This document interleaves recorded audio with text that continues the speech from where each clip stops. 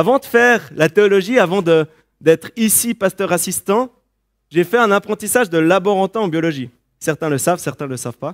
Donc j'ai travaillé dans les labos. J'étais passionné par tout ce qui était de la nature. Comment la nature fonctionnait, comment les animaux interagissaient, comment la nature vraiment, elle fonctionnait, comment Dieu avait créé la terre, les cellules et tout. Et dans mes cours d'apprentissage, nous apprenions comment fonctionnait justement la vie. Nous parlons souvent d'ARN ces temps-ci. Donc on a appris comment fonctionnait l'ARN, comment fonctionnait l'ADN, comment fonctionnaient les protéines, quels étaient les ingrédients en fait pour la vie, pour que la vie se développe. Et les êtres vivants, ils ont un point commun, c'est qu'ils ont besoin d'eau. Peut-être qu'il y a des exceptions que je ne connais pas, mais dans ma connaissance, tout être vivant, pour se développer et pour grandir, ont besoin d'eau. Il y en a qui peuvent grandir sans oxygène, il y en a qui peuvent se développer sans oxygène, qui peuvent se développer dans des froids et des chaleurs extrêmes, mais l'eau est la vie. Elle permet la vie. Vous savez, nous sommes constitués de 60% d'eau. Donc nous avons besoin de cette eau, nous avons besoin de boire pour ne pas mourir. Et nous avons aussi besoin de cette eau spirituelle, en plus de cette eau physique. Et c'est ce matin, je vais vous parler justement de cette eau spirituelle, d'où le titre « As-tu soif ?» As-tu soif? Je vous invite à ouvrir votre Bible en Jean 4. Nous sommes avec Jésus et ses disciples. Ils sont en Samarie, ils traversent la Samarie. Je ne sais pas si vous avez remarqué, peut-être si vous avez déjà lu ce texte ou pas, mais au verset 4, il est écrit « Jésus devait traverser la Samarie ». Pourquoi ce chemin était une obligation? Vous savez, traverser la Samarie à cette époque-là n'était pas sans risque, surtout pour des Juifs. Il y avait de vives tensions entre les Samaritains et les Juifs.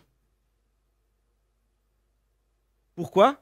Parce qu'ils n'étaient pas d'accord sur la façon d'adorer Dieu, sur le lieu surtout d'adorer Dieu. Où devons-nous adorer Dieu? Ça, nous y reviendrons plus tard. Avec ce danger et ce risque, pourquoi ne pas passer par la mer, au bord de la mer? Pourquoi ne pas longer le Jourdain?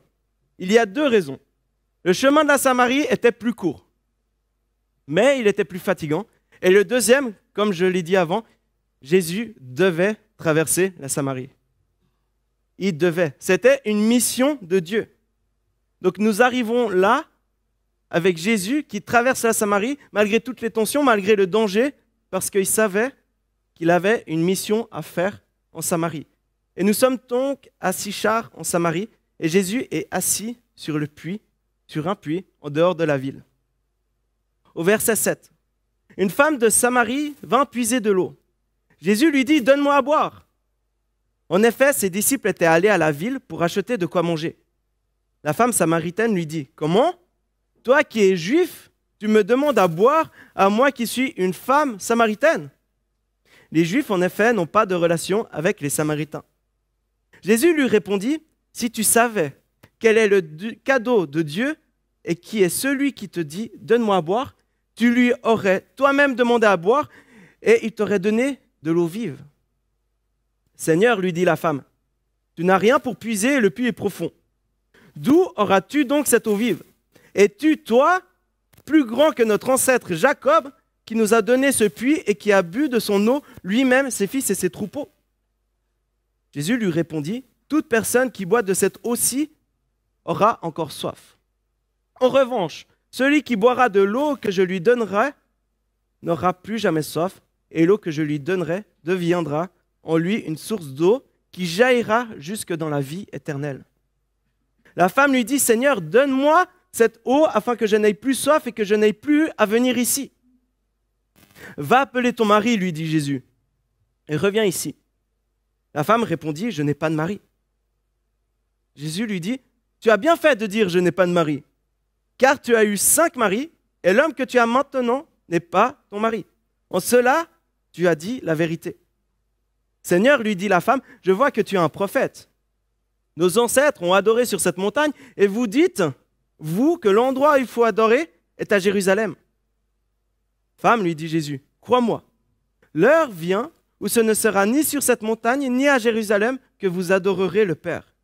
vous adorez ce que vous ne connaissez pas. Nous adorons ce que nous connaissons, car le salut vient des Juifs. Mais l'heure vient, elle est déjà là, où les vrais adorateurs adoreront le Père en esprit et en vérité. En effet, ce sont là les adorateurs que recherche le Père. Dieu est esprit, et il faut que ceux qui l'adorent en esprit et en vérité. La femme lui dit, « Je sais que le Messie doit venir, celui que l'on appelle Christ. Quand il sera venu, il nous annoncera tout. » Jésus lui dit, « Je le suis, moi qui te parle. » Ensuite, la femme, elle part, les disciples arrivent. Les disciples, ils amènent à manger à Jésus. Et Jésus, il dit, « Non, c'est bon, j'ai déjà mangé. De faire la volonté de mon Père est ma nourriture. » Ensuite, Jésus, il va parler de moissonner, de semer. Il dit que la moisson est grande et que les disciples vont moissonner et vont semer. Mais revenons au début de l'histoire. Jésus est sur le puits et la femme arrive. Avec le contexte des Samaritains et des Juifs, comme on l'a vu, on peut s'imaginer clairement pourquoi la femme est surprise que Jésus lui demande de l'eau. Cette femme est perplexe. Jésus, il lui dit qu'elle ne sait pas qui il est. Et si elle savait, elle lui aurait demandé à boire. Jésus lui annonce qu'il peut donner de l'eau vive et que ce sera un cadeau de Dieu. La femme ensuite effectue un bouleversement dans son discours. Elle remarque que Jésus n'est pas seulement un juif, mais il est Seigneur, il est kurios. Pourtant, la femme ne comprend toujours pas ce que Jésus dit. On pense à Nicodème en Jean 3, où Jésus lui dit, il faut renaître de nouveau. Et ce juif, il dit, mais comment je peux renaître de nouveau de la part de ma mère? C'est un peu compliqué, on est tous d'accord. Et là, Jean, il continue un peu sur sa lancée. Jésus parle de quelque chose de céleste, et les personnes qui l'écoutent parlent toujours de quelque chose, pensent toujours quelque chose de terrestre. Il y a toujours un décalage. Mais la chose qu'elle reconnaît, c'est qu'il est Seigneur.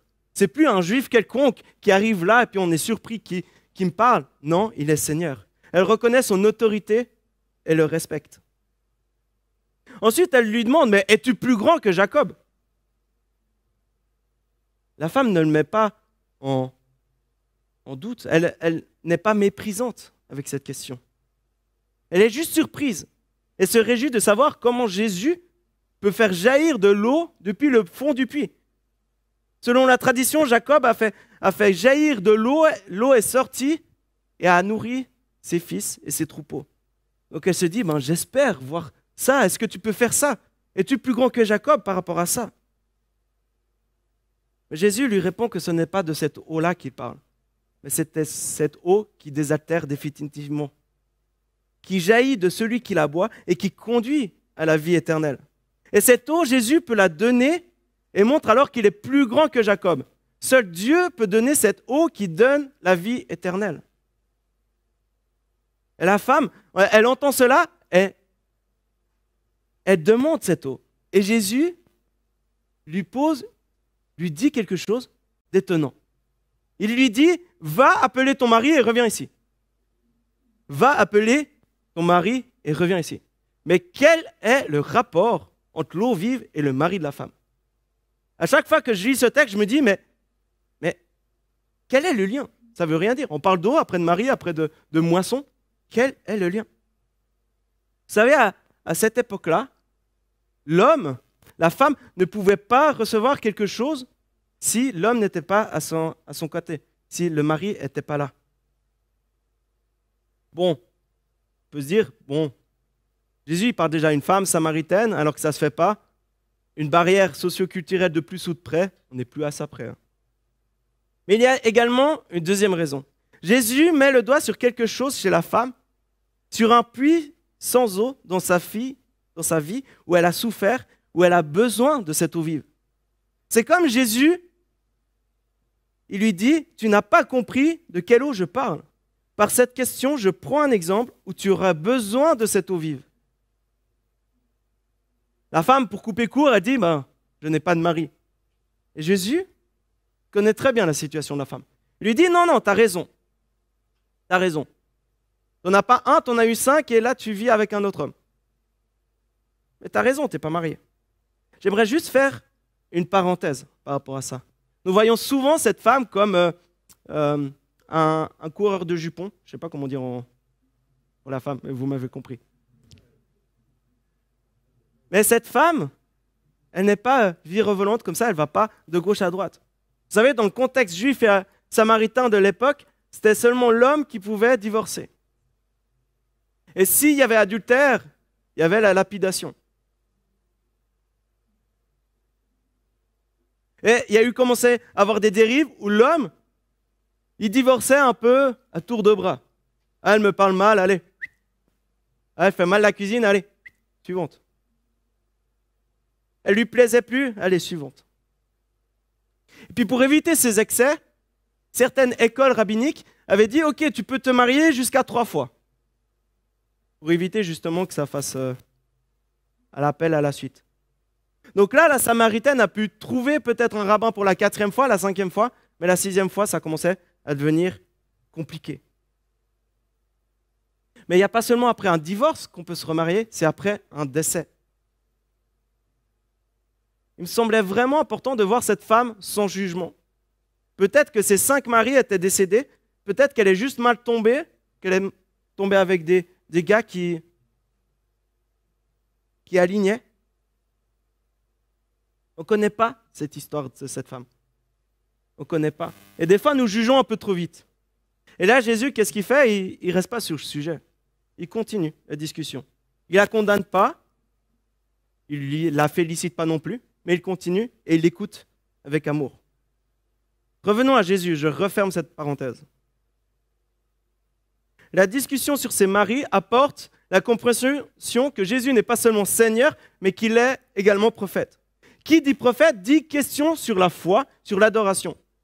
Vous savez, à chaque fois que je dis que je suis pasteur assistant, tout ça, les gens, la première chose qu'ils me disent, c'est « Ah, j'allais à l'église à l'époque. » Ou « Ah, j'ai une question sur la foi. Ah, mais quelle est la différence entre les familles chrétiennes ?» C'est automatique. C'est vraiment un bouton, je dis pasteur, et puis tac, il y a des questions qui émergent. Il y a des fois des gênances. « Ah, mais vous savez, j'allais à l'église avant, mais maintenant j'ai un peu du mal. » Et puis je suis là, mais c'est pas grave, il n'y a aucun souci. Après avoir parlé d'eau, d'une discussion un peu en surface, mais quand même vitale, après d'avoir parlé de ses blessures avec ses maris, la femme pose une question qui est essentielle dans sa foi, qui est essentielle dans ses fondements. Elle lui pose une question qui lui brûle sur le cœur. Où doit-on adorer? Où doit-on adorer? Et Jésus annonce que l'heure, et elle est déjà là, où tout le monde pourra, adorer le Père partout en esprit et en vérité. Et cette heure que Jésus annonce, c'est quoi? C'est l'heure de la croix. Nous avons chanté avant à la croix. Ésaïe 53, il a pris nos meurtrissures. Par la croix, par sa mort et sa résurrection, il nous a envoyé ce Saint-Esprit qui permet qu'on puisse l'adorer en esprit, en vérité. Jésus annonce ensuite qu'il est clairement le Messie. Les disciples ensuite, ils arrivent, comme on l'a vu, puis tout étonnés. Dire, mais qu'est-ce qu'il fait avec cette femme samaritaine? Qu'est-ce qu'il fait encore Jésus? Il casse encore des codes sociaux. Mais ils disent rien.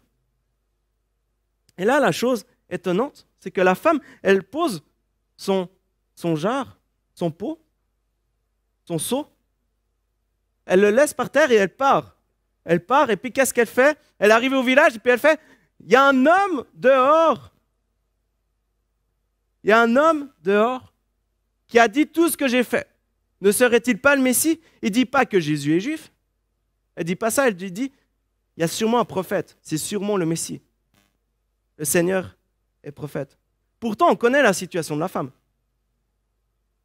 5 maris, un 6e où elle n'est pas forcément avec, quoi. Elle est avec, mais elle n'est pas mariée. On peut imaginer qu'elle n'a pas une bonne réputation dans le village. Même si on a vu, peut-être ce n'est pas de sa faute. Du coup, là, elle passe de paria du village à disciple de Jésus avec cette soif de donner, de partager de cette eau au village. Ensuite, à la fin de cette histoire, Jésus parle avec tout le village et tous crurent en lui qu'il est le Messie. Ce n'est pas la femme qui va convertir son village, mais c'est une rencontre personnelle avec Jésus qui transforme ce village. Il témoigne que Jésus est le sauveur du monde. Il y a 2 points sur lesquels je voulais prendre un peu de temps sur la pratique, sur ce qu'on peut prendre dans la vie de tous les jours. Le premier point est bien sûr cette eau vive. As-tu soif? Nous vivons dans un monde où nous avons tout le temps soif. Nous avons soif de beaucoup, beaucoup de choses. Nous avons des puits vides dans notre vie et on essaye de les remplir. Nous essayons de les remplir comme on veut. Lorsque nous vivons une blessure, par exemple une rupture douloureuse comme la femme on a vécu plusieurs fois, nous essayons de remplir ce vide. Le vide de la présence, de l'amour de la personne par quelque chose d'autre. Certains vont essayer de le remplir avec le sexe. D'autres vont essayer de le remplir avec du shopping. D'autres par de l'alcool, d'autres par la drogue, ou encore avec un animal compagnie, ou avec une autre relation amoureuse. Nous sommes des pros pour essayer de remplir nous-mêmes ces puits vides dans notre vie. Ces eaux avec lesquelles nous essayons de remplir nos puits vides sont épuisables. Elles s'évaporent. Dès que la sensation du bonheur, du nouvel achat, de la partie de jambes en l'air, de l'effet de la drogue, de l'alcool, ou même de, je ne sais pas, des jeux vidéo, on pourrait prendre plein d'exemples. Nous cherchons direct un moyen pour re-remplir ce puits. Et des fois avec plus, toujours plus. Puis cette eau, pour moi, est de l'eau croupie, qui ne va pas remplir le puits, qui va s'évaporer, mais encore qui est tellement sale qu'elle va abîmer ce puits.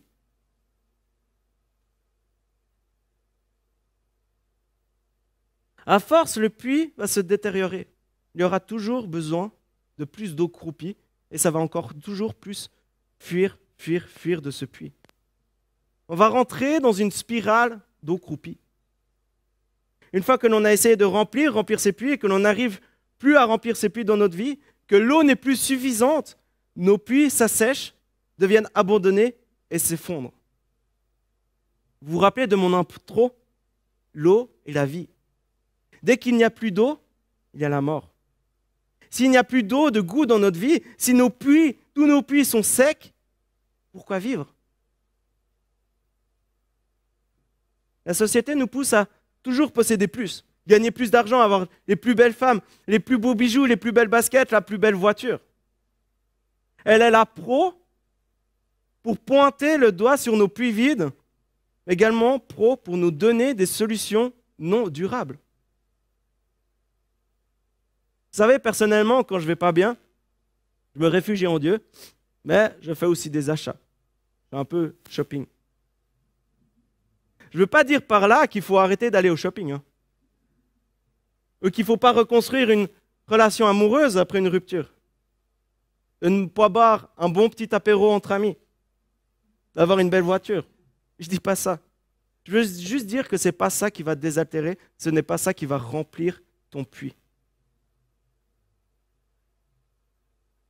Tu vas remplir ton puits avec de l'eau propre, de l'eau pure, qui va jusqu'à déborder et déborder sur la vie des autres, sur la vie qui t'entoure. Il est bon de se faire plaisir de temps à autre. Dieu nous permet d'utiliser nos biens qu'on a pour nous faire plaisir et faire plaisir à ceux qui nous entourent. Mais gardons à l'esprit que la seule chose qui peut remplir complètement un puits, qui peut nous désaltérer complètement, est bel et bien Dieu. Cette eau vive qu'est l'Esprit Saint, qu'on trouve dans nos moments en église, comme le week-end passé. Comme c'était incroyable. Jeudi, à la prière, nous avons pu prier ensemble, louer ensemble. On a eu des paroles, on a eu des prophéties, des paroles de connaissance. C'était incroyable. Et des fois, dans nos moments à la maison. Vendredi matin, j'étais là, mais Seigneur, j'ai un puits là, justement, remplis-moi de ton Saint-Esprit. Remplis-moi de cette eau vive. Et là, la paix, la fraîcheur est arrivée. Et c'était juste incroyable. J'étais là, mais Seigneur, merci, j'en ai tellement besoin. J'en ai tellement besoin. Comment trouver cette eau? Cette eau est donnée par Jésus et Jésus seul. C'est Jésus, par sa mort à la croix, qui nous donne cette eau. C'est par son sang qu'il a coulé sur la croix qu'on peut avoir accès à cette eau. Vous savez, dans l'évangile de Jean, quand Jésus est mort, après, un soldat arrive et transperce Jésus avec une lance. Qu'est-ce qui sort de Jésus? du sang et de l'eau. De l'eau qui annonce cet esprit, de l'eau qui annonce ce désaltèrement, cette eau qui vient pour nous désaltérer complètement. C'est par Jésus et Jésus seul qu'on peut avoir accès à cette eau.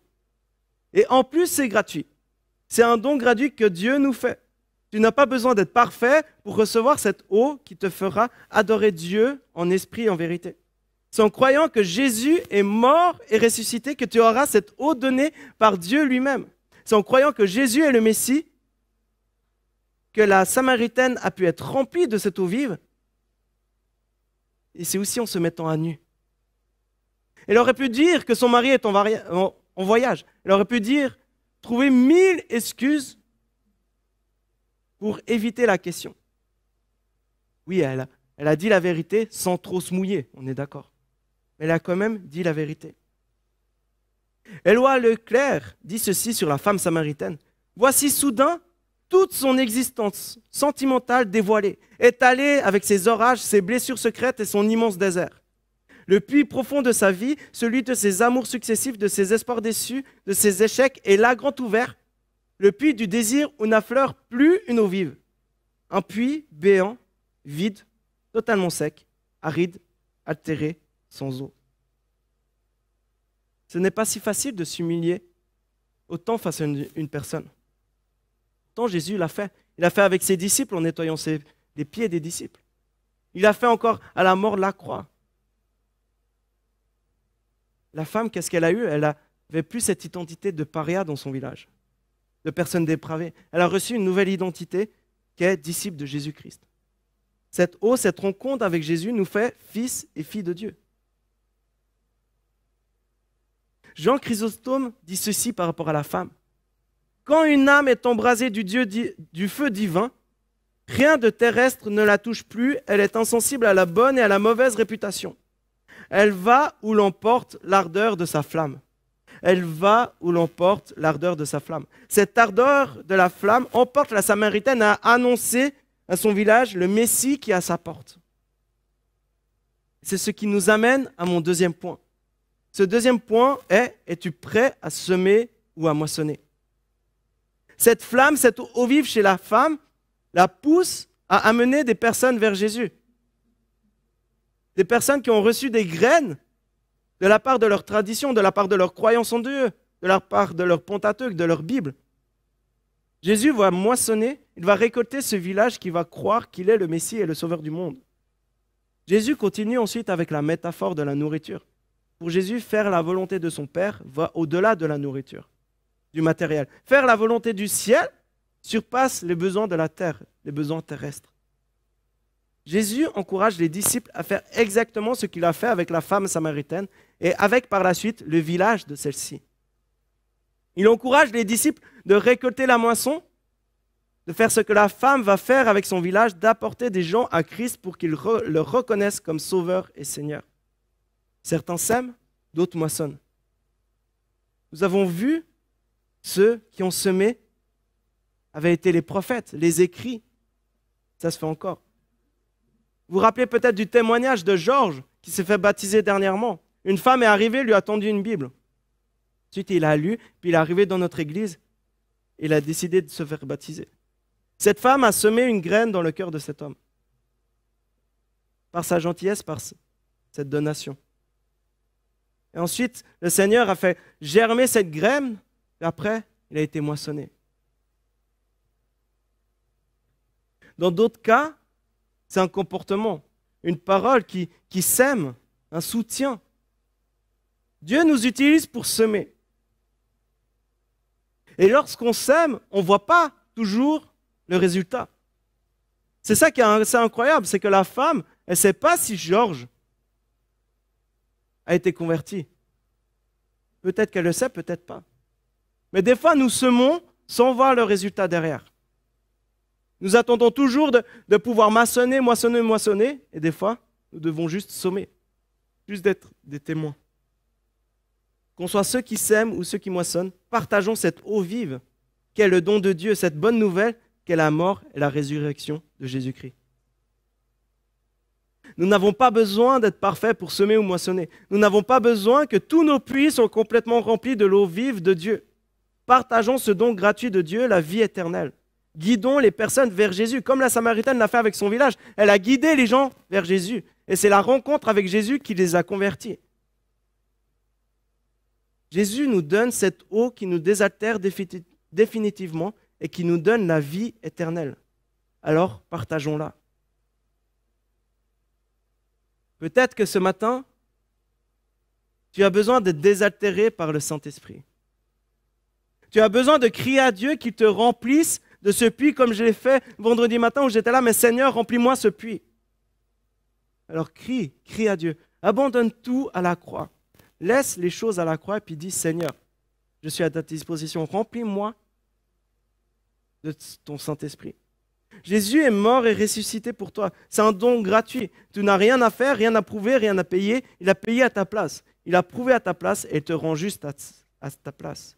Donc toi qui as besoin de cette eau vive, viens vers Jésus pour qu'il puisse te remplir de cette eau désaltérante définitivement.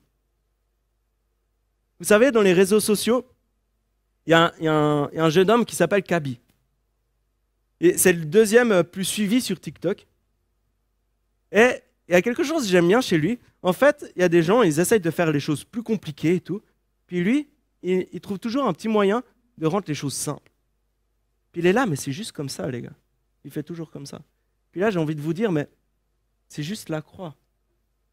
Jésus s'est donné et il n'y a rien besoin de faire. Il faut juste venir au pied de Jésus. Des fois, c'est hallucinant comment on a l'impression que c'est trop simple. Mais je veux vous inviter ce matin à avoir un puits, à travailler sur un puits, à dire, Seigneur, ce puits, j'ai mis de l'eau croupie dedans, il y a des fuites, aide-moi à mettre de l'enduit, aide-moi à le consolider, aide-moi à refaire peut-être les fondations, aide-moi à le reconstruire et aide-moi à le remplir de cette eau vive qu'est le Saint-Esprit. Je vous invite juste 2-3 minutes à fermer les yeux.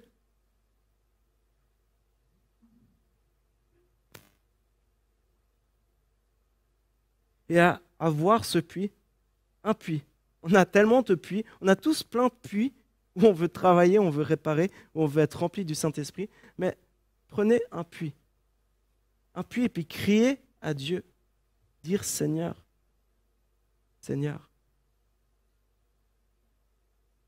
guéris-moi, remplis-moi de ton Saint-Esprit, de cette eau vive.